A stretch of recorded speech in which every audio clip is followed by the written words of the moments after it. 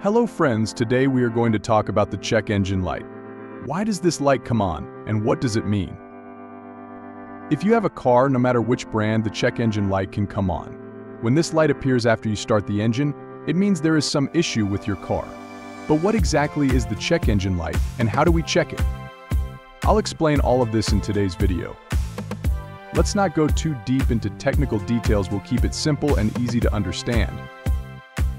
In the old days, if there was a problem with the engine, you had to call a good mechanic who would come from another town or city and fix the problem.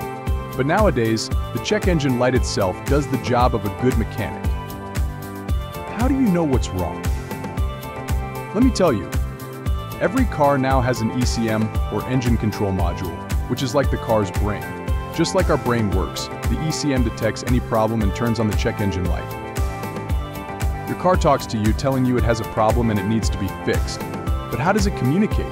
Through scanning tools. These tools are available in the market, ranging from 300 to 500,000 rupees and even more.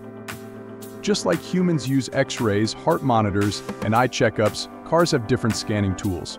You can check the check engine light for as low as 1,500 rupees.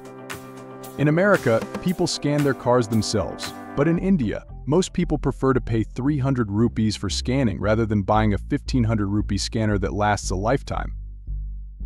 If you want to buy a scanner, I recommend the one I've been using for the past 4 years. I'll provide the link in the description. After scanning, you'll get a code or the name of the sensor that's causing the issue. What does this mean?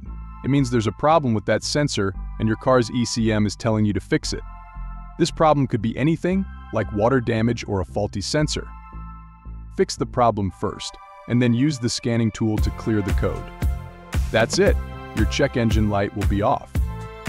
Friends, if you found this information helpful and want to see more practical tips, please subscribe to our channel.